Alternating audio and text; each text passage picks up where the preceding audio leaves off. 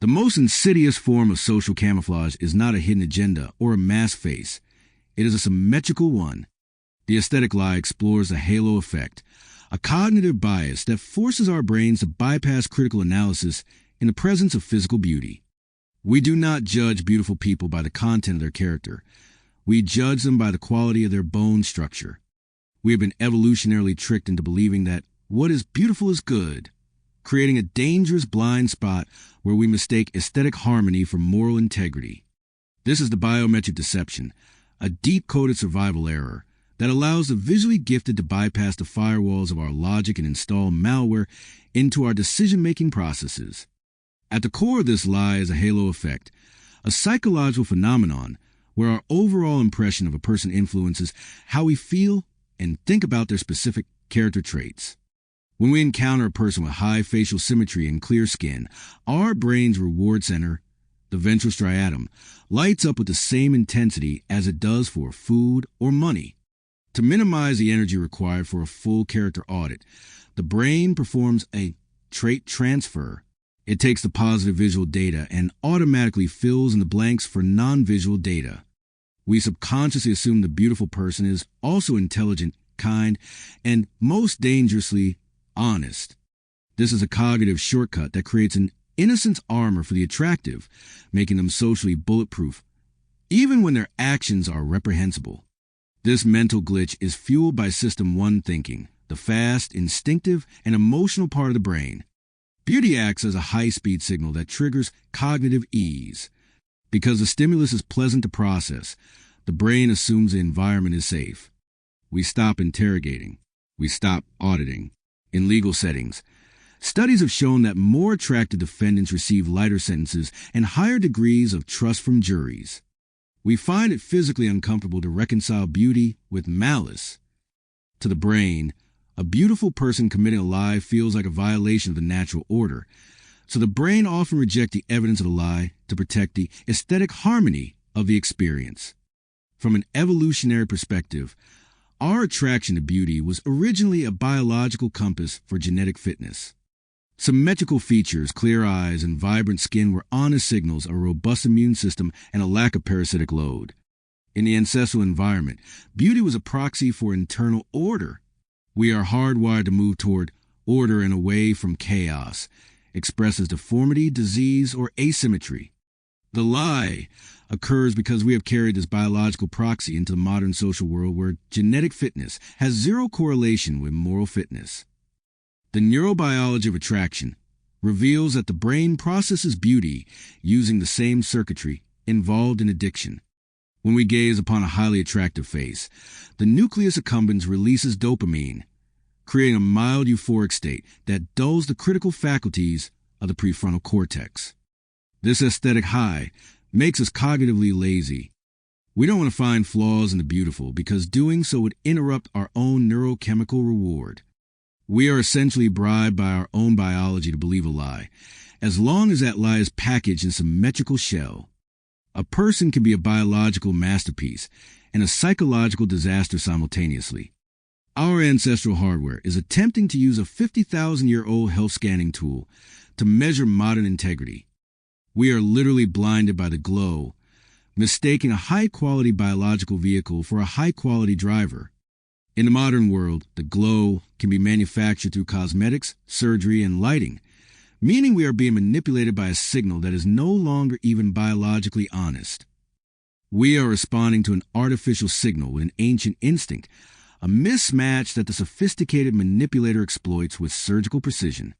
In the world of social engineering, beauty is the ultimate force multiplier. High-level manipulators and narcissists often invest heavily in their aesthetic presentation because they understand it acts as a perceptual filter. If you look right, you can say the wrong things and still be believed. This is the Glamour Veil. It lowers the victim's analytical threshold, the psychological guard we keep up when meeting strangers. Because we assume beautiful people have nothing to hide, they are granted access to our inner sanctum, our information, our finances, our trust, with far less friction than their less attractive counterparts. This phenomenon creates a feedback loop of entitlement. Because the beautiful are rarely challenged, they often fail to develop the internal moral guardrails that come from social friction and accountability. They are socially liquid, able to slide through life's consequences with minimal effort. This lack of resistance can breed a unique form of sociopathy where the individual views their beauty as a license to exploit, knowing that their visual safety signal will protect them from being caught. They become masters of the aesthetic alibi, using their appearance to provide reasonable doubt for even the most blatant betrayals. The aesthetic lie is a primary tool used in the confidence game, where the perpetrator uses their appearance to manufacture a safe signal that disarms the victim's intuition. We ignore red flags because we are too busy admiring the banner they are printed on. This is visual gaslighting, where the evidence of your eyes contradicts the evidence of your gut. We are trained by media and culture to view the villain as ugly or disfigured, which leaves us completely defenseless when the true threat arrives in a tailored suit with a perfect smile. To the sovereign individual, beauty is recognized as neutral data. It is a biological gift, not a moral credential. Breaking the aesthetic lie requires a sensory decoupling. You must learn to evaluate a person's words and actions in total isolation from their physical vessel. This is the blind audit. Ask yourself, if I heard this person's words through a distorted voice changer and couldn't see their face, would I still find them trustworthy? If the answer is no, you are being manipulated by a jawline. You must recognize that charisma is a performance and beauty is the stage lighting. True psychological sovereignty involves the deliberate activation of System 2 thinking, the slow, analytical, and logical part of the mind. You must force a cognitive friction to counter the cognitive ease that beauty provides. This means demanding higher levels of proof from those whose appearance makes you want to believe them automatically. You must become a perceptual skeptic, realizing that the more perfect someone looks, the more likely they're using that perfection as a shield to hide an unrefined interior. Sovereignty is the ability to remain aesthetically agnostic.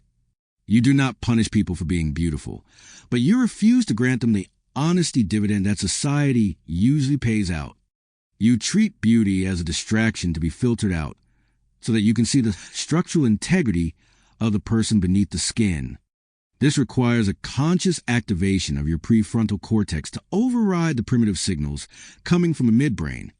You are training yourself to look past the surface geometry to find the ethical architecture. Ultimately, we must realize that integrity is invisible. It has no look. It cannot be signaled through a jawline or a smile. When you stop assuming that beautiful people are honest people, you collapse the primary advantage of the social predator. You move from a role of the Enchanted Spectator to the role of the Discerning Auditor. The aesthetic lie only works if you're looking for a hero to worship or an ideal to inhabit. When you anchor yourself in your own internal locus of control, the glow of others loses its power to blind you.